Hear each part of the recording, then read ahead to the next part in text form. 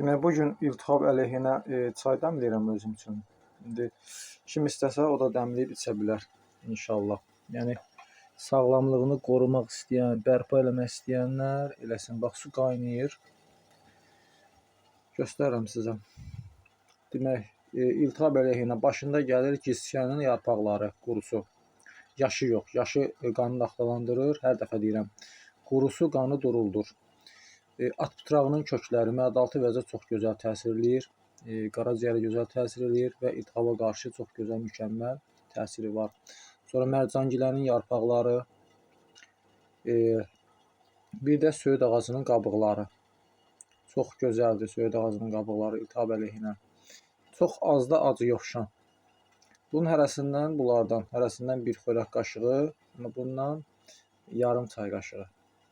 Tökürsünüz çaynikə, bir 7-8 dəqiqə az xodla qaynadırsınız. Lap yaxşı olar ki 10 dəqiqə az xodla qaynadın.